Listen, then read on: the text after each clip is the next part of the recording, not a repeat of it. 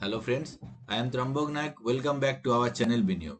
আজকে আমাদের টপিক 1 কোটি করা কঠিন কিন্তু 10 কোটি করা আরো সহজ। প্রথমে বলে রাখি, আমার কোনো ক্লায়েন্টের এখনো পর্যন্ত 10 কোটি টাকার পোর্টফোলিও হয়নি, কিন্তু আমি এই টপিকটি আলোচনা করছি আপনাদের কনফিডেন্স যোগাবার জন্য যে 10 কোটি টাকা না হলেও কিছু কিছু ক্লায়েন্টের 3 কোটি টাকাও পোর্টফোলিও টাচ করেছে। তো আমি তাদেরই লাইভ এক্সাম্পল নিয়ে আপনাদের দেখাবো যে 1 কোটি টাকা করা কঠিন এবং 1 কোটি থেকে 2 কোটি বা 3 কোটি যেতে অনেক কম সময় লেগেছে প্রথম 1 কোটি টাকা করতে যত সময় লেগেছে। তো আমি আপনাদের স্ক্রিনে নিয়ে যাই। দেখুন, এই ক্লায়েন্টের আজকের ডেটের পোর্টফোলিও আমি স্ক্রিনশট নিয়ে রেখেছি। ক্লায়েন্টের নাম পরিচয় গোপন করা আছে। 1,96,62,466 টাকা তার পোর্টফোলিও ভ্যালু। এই ভদ্রলোকের আমি দেখছিলাম 22/7/2022-এ 1 কোটি টাকা ওনার টাচ করেছিল। আর ওনার প্রথম ইনভেস্টমেন্ট স্টার্ট হয়েছিল 2010-এর 1 নভেম্বর, তো সেপ্টেম্বর। তো আমি এখানে এক্সেল শিটে করেই রেখেছি। দেখুন, 1/9/2010-এ 10,208 একটা 10,000 টাকার এসআইপি দিয়ে শুরু হয়েছিল। 22/7/2022-এ তার 1 কোটি টাকা টাচ হয়। এবার 2/6/2025-এ আজকে 1,96,00,000 টাকা তার ভ্যালুয়েশন। নেক্সট ক্লায়েন্টের আর একজন পোর্টফোলিও আমি দেখাচ্ছি।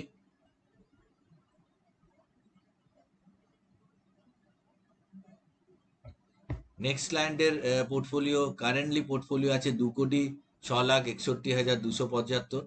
তার 1 কোটি টাকা টাচ করেছিল 2020-র 28শে ডিসেম্বর। আর সে শুরু করেছিল ইনভেস্টমেন্ট 2008 সালের 20-12-2008 সাল। তো এখানেও আমি এক্সেল শিটে ডেটাগুলো তুলে নিয়েছি। 20-12-2008-এ 1,886 টাকা দিয়ে তার ইনভেস্টমেন্ট শুরু, মানে 2,000 টাকার এসআইপি কমে 1,886 টাকা ছিল সেই সময়। 28-12-2020-তে 1 কোটি টাকা টাচ করে। আর 2025-এ এখন 2,06,00,000 টাকা তার ভ্যালুয়েশন। তো এবার আমরা যদি এখানে ডেটগুলো ক্যালকুলেশন করি, দেখুন এই ডেটটা মাইনাস যদি আমি এই ডেট করে দিই, প্রথম ইনিশিয়াল ডেটটা করি, তাহলে দেখুন 4,391 দিন প্রথম 1 কোটি টাকা এই ক্লায়েন্ট এর করতে টাইম লাগলো। আর নেক্সট ডেটটা যদি আমি করি, নেক্সট ডেট মানে এটা মাইনাস যদি আগের ডেটে, যেখানে 1 কোটি থেকে 2 কোটি আসতে সময় লাগলো মাত্র 1,617 দিন। যদি আমি এটাকে 365 দিন দিয়ে ভাগ করি, এটা ডেজ আছে, তাহলে এটাকে ডিভাইডেড বাই 365 যদি আমরা করি তো বছর পেয়ে যাব। দেখুন, মোটামুটি 12 বছর টাইম লেগেছিল 1 কোটি টাকা তৈরি করতে। আর নেক্সট 1 কোটি টাকা তৈরি করতে টাইম লাগলো, এটা ডিভাইডেড বাই 365 করতে টাইম লাগলো প্রায় 4 বছর 4-5 মাস মতো। এখানেও সেম, যদি আমরা প্রথম ক্লায়েন্টের দেখি, তাহলে এই ডেটটা মাইনাস এই প্রথম ডেট করলাম। দেখুন এখানে 4,342 দিন, অলমোস্ট সেম টাইম লাগছে প্রথম 1 কোটি টাকা করতে দুজনারই। নেক্সট 1 কোটি টাকা করতে এই ভদ্রলোকের একটু কম টাইম লাগলো। কেন কম টাইম লাগলো সেটাও আমি দেখাবো। এখানে 1,046 দিনে প্রায় 1,96,00,000-কে আমরা 2 কোটি টাকায় ধরে নিচ্ছি। তো 1,046 দিনে প্রায় আরো 96,00,000 টাকা চলে এলো, যেটা এই ভদ্রলোকের 1,617 দিনে এসেছিল। তো এখানেও যদি আমি আহ, এ করি, এটা ডিভাইডেড বাই 365 করি, 365 করলে আপনার এখানেও 11 বছর 9 মাস মতো টাইম লাগলো। আর এখানে যদি আমি এটাকেও 365 করি, এটা ডিভাইডেড বাই 365 করি, তাহলে এখানে 2 বছর 8 মাস বা 2 বছর 9 মাসের মধ্যে 1 কোটি টাকা চলে এলো। এটার মেন রিজন হচ্ছে, যেটা আমি দেখছিলাম, যে প্রথম ভদ্রলোকের যার বেশি টাইম লাগছে, যে ক্লায়েন্টের যার বেশি টাইম লাগছে, যেটা 4 বছর 4 মাস লাগলো নেক্সট 1 কোটি করতে, আর এনার প্রায় 2 বছর 9 মাসেই প্রায় 96,00,000 টাকা বা 1 কোটি টাকা চলে এলো। তার মেন কারণ হচ্ছে এনার লাইভ এসআইপি হচ্ছে 22,939 টাকা, মানে 23,000 টাকা। আর বি ক্লায়েন্টের লাইভ এসআইপি হচ্ছে 35,000 টাকা। তার মানে বোঝাই যাচ্ছে যে যার লাইভ এসআইপি যত বেশি, তার তত তাড়াতাড়ি রিটার্নটা চলে আসছে।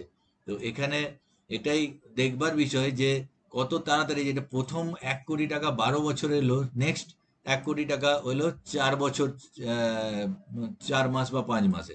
এবার যদি এটাকে আমরা জাস্ট 2 দিয়ে ভাগ করে দিই, একে যদি 2 দিয়ে ভাগ করি, এটা ডিভাইডেড বাই 2, তাহলে নেক্সট 808 দিনে হয়তো আমরা এখানে আমরা চলে আসবো। এখানে আমরা পেয়ে যাব যে নেক্সট 2 কোটির জায়গায় এখানে 3 কোটি টাকা, বা আরো আরেকবার যদি ডবল করতে হয়, এখানে হয়তো নেক্সট 4 বছরেও যদি ডবল হয়ে যায় তাহলে 2 কোটির জায়গায় 4 কোটি টাকা হয়ে যাবে, আর এখানেও 2 কোটির জায়গায় 4 কোটি টাকা হয়ে যাবে। তো যেটা মেন এই ভিডিওর উদ্দেশ্য আমি যেটা বলতে চাইছি যে প্রথম 1 কোটি টাকা করাই টাফ। দেখুন, প্রথম 1 কোটি টাকা করতে দুজনেরই প্রায় 12 বছরের কাছাকাছি সময় লাগলো। নেক্সট 1 কোটি টাকা করতে সময় লাগছে 4 বছর বা 2.5 বছর, কারো 3 বছর। তো এটাই হচ্ছে মেন পাওয়ার অফ কম্পাউন্ডিং। যদি আমার এই ক্লায়েন্টের পোর্টফোলিও আমি যদি ক্যালকুলেশন করি, দেখুন 1,96,00,000 টাকা আজকে ইনভেস্টমেন্ট ভ্যালু, টোটাল ভ্যালুয়েশন, আর 35,000 টাকা এসআইপি।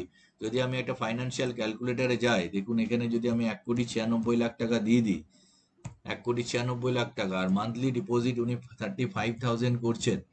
এবার এটাই যদি জাস্ট 5 বছর পর, যেটা ওনাদের অ্যানুয়ালাইজ রিটার্ন মোটামুটি 13-14% আসছে, 13% রিটার্নই যদি আসে, তো তো 5 বছর পর ওনাদের মোটামুটি ম্যাচুরিটি ভ্যালু দেখুন 5 বছরে আবার একটা ডবল হয়ে যাচ্ছে, 4 কোটি টাকা পোর্টফোলিও হয়ে যাচ্ছে। তো এটাই পাওয়ার অফ কম্পাউন্ডিং। দেখুন, এই সময় আসার পর মানুষের বিভিন্ন শখ আহ্লাদ জেগে ওঠে। যখনই পোর্টফোলিও 1 কোটি বা 1.5 কোটি 2 কোটি টাকা হয়, তখনই ঘর ছোট লাগতে লাগে। আমি আমার প্র্যাকটিক্যাল এক্সপিরিয়েন্স বলছি, বিভিন্ন ক্লায়েন্টের সঙ্গে কথা বলে আমার এক্সপিরিয়েন্স আপনার সাথে শেয়ার করছি। ঘর ছোট লাগতে লাগে, মানে যে ঘরে থাকে সেই ঘর ছোট লাগতে লাগে, নতুন কোনো ঘর বানাতে মনে হয়, গাড়ি ছোট লাগতে লাগে। তো ইনভেস্টমেন্ট করে যেতে হবে লং টার্মে, এবং আপনার লক্ষ্য রেখে ইনভেস্টমেন্ট করে যেতে হবে। আপনি যদি পোর্টফোলিও ভ্যালু অনুযায়ী আবার খরচ করতে লাগেন, তাহলে আপনি কিন্তু এগোতে পারবেন না। মানে ধরুন 2 কোটি কারো পোর্টফোলিও, তার 2 কোটি পোর্টফোলিও মাথায় রেখে যদি সে খরচ করতে থাকে, সে কিন্তু এগোতে পারবে না। তাকে as it is simple life lead করতে হবে, যেমন ভাবে লাস্ট 12 বছর বা 14 বছর আগে থেকে যেমন এসআইপি সে করে যাচ্ছে। তো ওয়ারেন বাফে কে বলা হয় সব থেকে সাকসেসফুল ইনভেস্টার।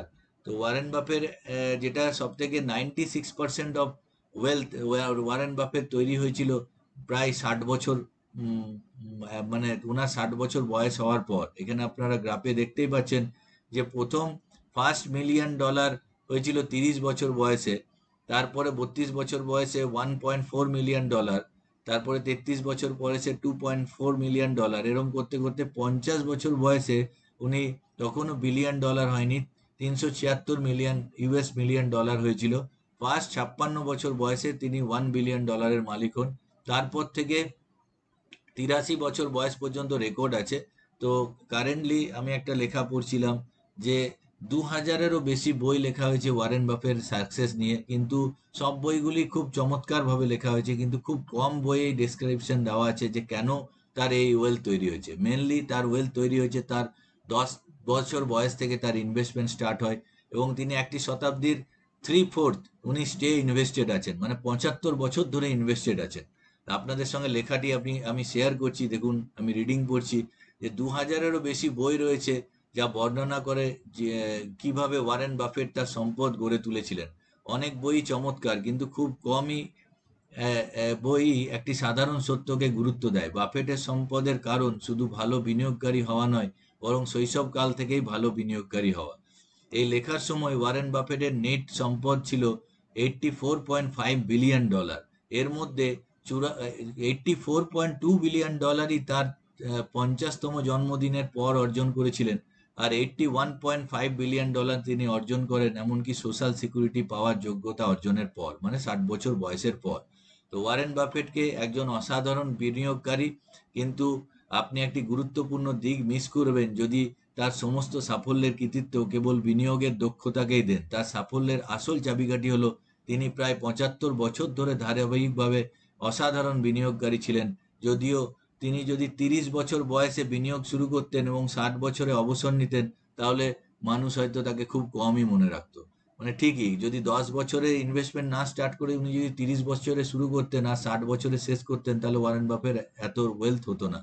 তো ওয়ারেন বাফেকে জিজ্ঞেস করেছিল জেফ বেজস, অ্যামাজনের মালিক, যে আপনার এই ওয়েলথ বানানোর সিক্রেট কি?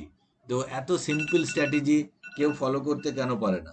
তো উনি বলেছিলেন যে nobody want to reach slowly, যে কেউ চায় না যে ধীরে ধীরে বড় লোক হব, সবাই চায় খুব ফাস্ট বড় লোক হতে। তো আমি যে দুজন ক্লায়েন্টের উদাহরণ আপনাদের এক্সেল শিটে দেখালাম, এই দুজন ক্লায়েন্টেরই যেটা বিশেষত্ব হলো আজ পর্যন্ত একটা টাকাও তারা ইনভেস্টমেন্ট অ্যামাউন্ট যেটা করেছে একটা টাকাও তোলেনি এবং তার নির্দিষ্ট গোলে তারা এগোচ্ছে। দুজনারই বয়স মোটামুটি 50-এর কাছাকাছি। তো আগামী আরো 10-15 বছর তারা স্টে ইনভেস্টেড থাকবে। আশা করি প্রত্যেক 3 বছর বা 4 বছরে তাদের যদি ডবল হতে থাকে, 2 কোটিটা 4 কোটি, 4 কোটিটা 8 কোটি, 8 কোটিটা 16 কোটি, আশা করি আমি 16 কোটি টাকা পর্যন্ত পৌঁছে যাবে। তো ভিডিওটি ভালো লাগলে অবশ্যই লাইক করবেন, বন্ধুদের সঙ্গে শেয়ার করতে ভুলবেন না। আর এখনো যদি সাবস্ক্রাইব না করে থাকেন, সাবস্ক্রাইব করে নেবেন, কারণ এই চ্যানেলে প্রত্যেক দিন আমি একটি করে ভিডিও নিয়ে আসি আমাদের ট্রেডিং এবং ইনভেস্টমেন্ট স্কিল আপস্কিল করার জন্য। আজকের জন্য এটুকুই। জয় হিন্দ।